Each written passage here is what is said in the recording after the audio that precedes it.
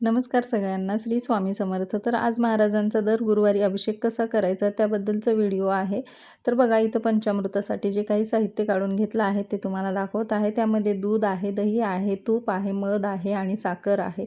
त्यानंतर इथं पाहू शकता तुम्ही, इथं लाल वस्त्र अंथरून त्यावर मी थोडेसे अक्षता आणि हळदी कुंकू अर्पण करून त्यावर आपल्याला आता दिवा लावून घ्यायचा आहे. तर कुठलीही सेवा करताना अगोदर आपल्याला दिवा लावायचा असतो आणि त्यानंतर दिव्याची पण आपल्याला पूजा करून घ्यायची आहे. तर दिव्याला पण हळदी कुंकू अक्षता अर्पण केल्या आणि त्यानंतर एक फूल अर्पण करून अशी आपल्याला दिव्याची पण पूजा करून घ्यायची आणि त्यानंतर मग आपल्याला कोणतीही सेवा सुरुवात करायची असते सेवेला.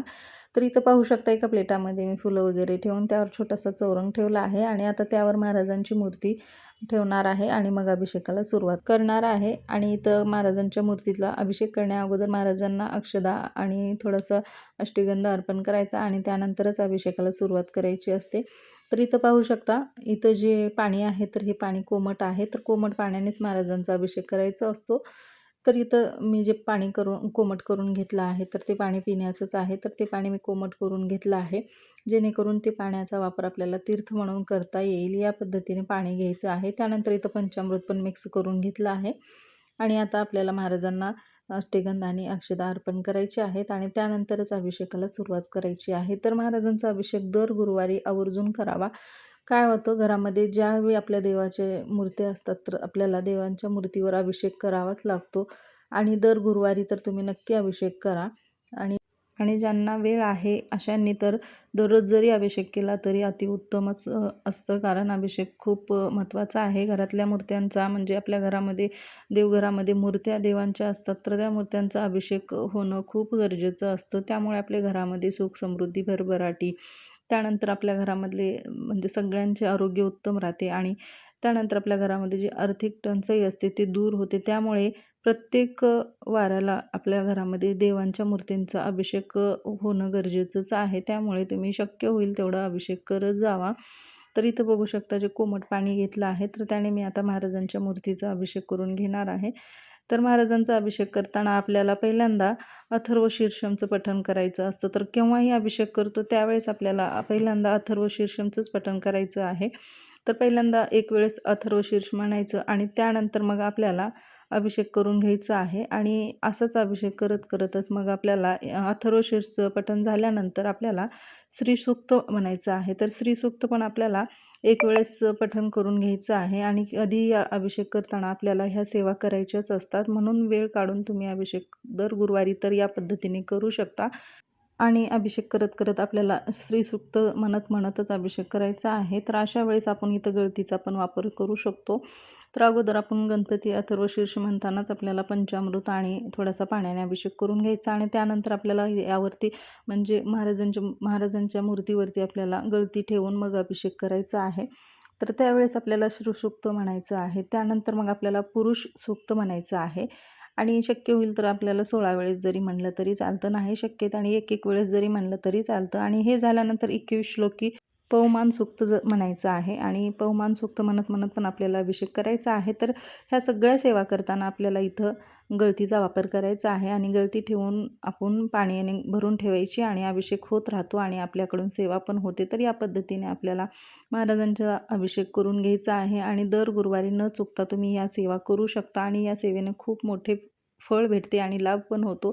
कारण अभिषेक केल्यानंतर घरामध्ये कसलाही प्रकारचा दोष वगैरे लागत नाही, घराला कोणाची नजर वगैरे लागत नाही आणि आपल्या घरामध्ये सुख समृद्धी भरभराटी होते. त्यामुळे दर गुरुवारी अशा पद्धतीने नक्की अभिषेक करू शकता तुम्ही. आणि ज्यांना शक्य नाही अशांनी श्री स्वामी समर्थ, श्री स्वामी समर्थ या मंत्राचा जप करत जरी अभिषेक केला तरी चालेल. कारण कोणतीही सेवा करताना आपल्याला शांत मनाने सेवा करायची आहे, नाही की घाईमध्ये सेवा करायची असते.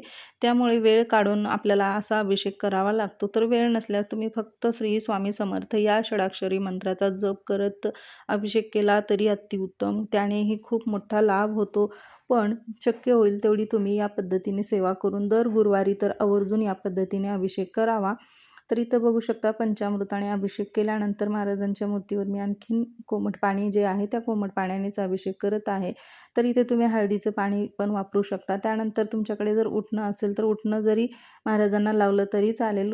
गुरुवारी तुम्ही उटण्यानं पण महाराजांचा अभिषेक करू शकता. थोडंसं उटणं लावायचं आणि ज्या पद्धतीने आपण अंघोळ करतो, म्हणजे आपल्याला कशी आपल्या शरीराला अंघोळीची गरज असते, त्या पद्धतीनेच त्याप्रमाणेच आपल्याला महाराजांचे अभिषेक करणे पण गरजेचे आहे. त्यामुळे महाराजांना दररोज तुम्ही कोमट पाण्याने 5 मिनिट श्री स्वामी समर्थ, श्री स्वामी समर्थ या मंत्राचा जप करत दररोज जरी अभिषेक केला तर खूप छान, आणि तुमच्या ज्या काही इच्छा आहेत त्या इच्छा पूर्ण होतात आणि तुमची जी काही मनोकामना आहे ती नक्की पूर्ण होईल. तुम्ही अभिषेक करायला तर सुरुवात करून बघा तुम्ही, कारण मूर्त्या ह्या घरामध्ये न अभिषेक करता ठेवत नाहीत. कारण आपल्या घरामध्ये जे काही देवी देवता असतात तर त्यांना पण आपल्याला अभिषेक घालावाच लागतो. कारण जो काही अभिषेक असतो त्याने घरामध्ये एक प्रसन्न वातावरण तयार होतो. आणि तुम्ही इथंच पाहू शकता महाराजांची मूर्ती किती प्रसन्न वाटत आहे. त्यामुळे नक्की तुम्ही पण अभिषेक करत जा. तर इथं बघू शकता तुम्ही पंचामृताने अभिषेक केल्यानंतर मग मी इथं आणखीन कोमट पाण्यानेच अभिषेक करत आहे. आणि आता यानंतर आपल्याला महाराजांची मूर्ती जी आहे ती स्वच्छ करून घ्यायची आहे. आणि हे जे पाणी आहे हे तुम्ही एखाद्या झाडालाही टाकू शकता, तुळशीला टाकू नका अभिषेक केलेलं पाणी. तर बघा इथं महाराजांची मूर्ती मी स्वच्छ करून घेते आणि हे पाणी झाडाला टाकून इथं त्यानंतर तुम्हाला मी मांडणी करून दाखवते. कारण गुरुवारी आपल्याला या पद्धतीनेच पूजा करायची असते. तर तुम्ही सकाळी लवकर उठून पण पूजा केली तरी चालेल. आणि जर तुम्हाला शक्य नसेल सकाळी लवकर उठून तुम्हाला डब्बा वगैरे मुलांचा बनवायचा असेल तर तुम्ही नंतर जरी ही सेवा केली तरी चालेल. सकाळी अगोदर तुम्ही देवपूजा जरी करून घेतली आणि त्यानंतर मग पुन्हा अभिषेक केला तरीही चालतं. तर इथं पाहू शकता तुम्ही मी मूर्ती वगैरे स्वच्छ करून घेतली आणि त्यानंतर ह्या प्लेटामधलं पाणी झाडाला टाकून मग त्यानंतर आता यानंतर पण आपल्याला तीर्थ पाहिजे असतं घरामध्ये. तर सगळ्यांना तीर्थ पण आवर्जून देऊ शकता तुम्ही. कारण दर गुरुवारी जेव्हा आपण अभिषेक करतो तेव्हा आपण एक सेवा केलेली असते आणि ते तीर्थ जे आहे ते एकदम त्यामध्ये पूर्ण सेवा उतरलेली असते. त्यामुळे ते तीर्थ एकदम असं प्रभावी बनतं. त्यामुळे ते तीर्थ घरातल्या सगळ्यांनी थोडं थोडं घ्यायचं, किंवा तुम्ही फक्त पाण्याने जरी अभिषेक केला तरी चालेल. कारण मग ते पाणी तुम्ही घरामध्ये वापरू शकता. तर इथं बघू शकता मी एका पेल्यामध्ये थोडंसं दूध घेतलं आहे आणि यामध्ये पिण्याचंच पाणी घेऊन मग आता यानंतर आणखीन अभिषेक करून घ्यायचा. आणि मग हे जे तीर्थ आहे तर हे आपल्याला आता घरामध्ये सगळ्यांना थोडं थोडं द्यायचं असतं. त्यामुळे घरामध्ये पण आपल्या कटकटी वगैरे होत नाहीत आणि आपल्या घरामध्ये आणि आपल्या मनामध्ये पण एकदम शांतता तयार राहते आणि आपली पण चिडचिड वगैरे वाढत नाही. तर ही सेवा तुम्ही नक्की करून बघा. तर तीर्थ जेव्हा आपण हे घरामध्ये सगळ्यांना देतो त्यामुळे आपले अडथळलेले कामे पण जे काही आहेत ते पूर्ण होतात. कोणतीही अडचण वगैरे जीवनामध्ये येत नाही. तर अशा पद्धतीने तुम्ही दर गुरुवारी महाराजांचा अभिषेक करू शकता. तर इथं जे दूध आणि पाणी होतं ते मिक्स करून मी अभिषेक केला आणि त्यानंतर आणखीन स्वच्छ पाण्याने अभिषेक केला आहे. तर या पद्धतीने महाराजांचा अभिषेक तुम्ही नक्की करू शकता. तर आता हे जे तीर्थ आहे तर हे आता आपल्याला घरामध्ये सगळ्यांना थोडं थोडं द्यायचं आणि त्यानंतर आता महाराजांचं करून घ्यायचं. तर इथं पाहू शकता अभिषेक सगळा काही झाल्यानंतर मी महाराजांची फोटो पण ठेवली आहे आणि असं छोटासा चौरंग आहे त्यावर अशी मांडणी करून घेतली आहे आणि आता मी महाराजांची पूजा करून घेणार आहे. तर तुम्ही सगळ्यांनी आवर्जून या पद्धतीने अभिषेक पण करत जावा आणि पूजा पण या पद्धतीनेच करायची दर गुरुवारी.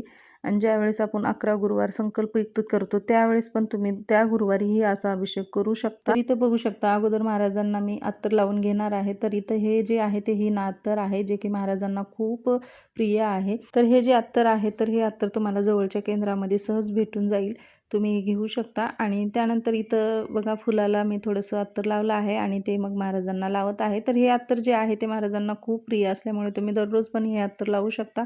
दररोजची जेव्हा देवपूजा होते त्यावेळेस आपल्याला हे अत्तर जे आहे ते दररोज लावायचं आहे. तर अभिषेक करणं काही शक्य नसेल तर तुम्ही त्यावेळेस पण हे जे अत्तर आहे तर हे दररोज देवांना लावू शकता तुम्ही. तर बघा इथं अत्तर लावून झाल्यानंतर अष्टगंध लावून घेते महाराजांना आणि मग त्यानंतर महाराजांची आपल्याला पूजा करून घ्यायची आहे. तर अष्टगंध लावल्यानंतर आपल्याला महाराजांना माझ्याकडे जे वस्त्र आहे ते वस्त्र, त्यानंतर माझ्याकडे मोत्याच्या माळा पण आहेत तर ती मोत्याची माळ तर माळ आणि वस्त्र महाराजांना परिधान करून मग नंतर महाराजांची पूजा करून घ्यायची. तर या पद्धतीने आपल्याला महाराजांची पूजा करायची आहे. तर हे पाहू शकता ही आहे ती मोत्याची माळ. तर या पद्धतीने छान छान अशा माळा आपल्याला जिथे देवाचं साहित्य भेटतं त्या दुकानामध्ये भेटतात आणि हे अशी वस्त्र पण भेटतात. तर ते तुम्ही आणू शकता आणि महाराजांना असं छान असं पूजा करताना वस्त्र वगैरे परिधान केल्यानंतर खूप छान आणि प्रसन्न वाटतं. आणि दर गुरुवारी आवर्जून तुम्ही या पद्धतीने सेवा करू शकता, या पद्धतीने पूजा करू शकता आणि या पद्धतीने मांडणीही करू शकता. आणि यानंतर मग आपल्याला आरती वगैरे करून घ्यायची आहे आणि आरती झाल्यानंतर आपल्याला दर गुरुवारी न चुकता आपल्याला 1 ते 21 अध्याय स्वामी चरित्र सारामृताचे पठण करायचे असतात आणि 11 माळी जप करायचा आहे.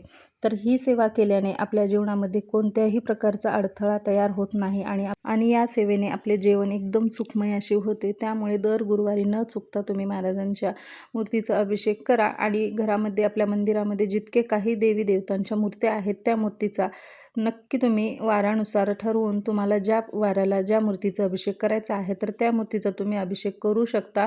आणि घरामधील मूर्त्यांचा अभिषेक जर नाही केला तर घराला दोष लागतो असेही म्हणतात. त्यामुळे आपल्या जीवनामध्ये संकटे आणि अडथळे येण्याच्या अगोदर ही सेवा नक्की करा आणि तुम्ही अनुभव बघा. तर बघा या पद्धतीने मी महाराजांना फूल वगैरे अर्पण केलं. त्यानंतर इथं नैवेद्यामध्ये मी साखर ठेवली आहे. तर नैवेद्य दाखवला महाराजांना आणि त्यानंतर इथं मी अगरबत्ती लावली आहे. तर तुम्ही धूपही लावू शकता आणि या पद्धतीने तुम्ही महाराजांची आरती पण करून घ्यायची.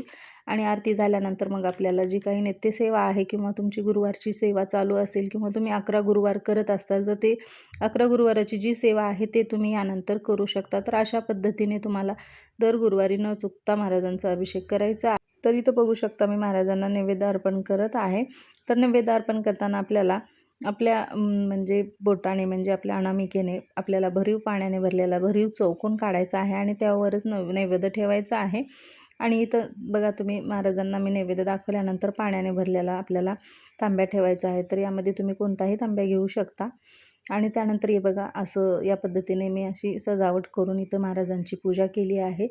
तर या पद्धतीने माझी दर गुरुवारी पूजा असते. तर कसा होता व्हिडिओ नक्की कमेंट्समध्ये सांगा. व्हिडिओ आवडला तर व्हिडिओला लाईक करा. चॅनलवर जर नवीन असेल तर चॅनलला सबस्क्राईब करा आणि भेटूया अशाच व्हिडिओसोबत आणि अशाच सेवेसोबत. तोपर्यंत सगळ्यांना धन्यवाद आणि हा व्हिडिओ पाहिल्याबद्दल पण तुमचे सगळ्यांचे मनापासून आभार.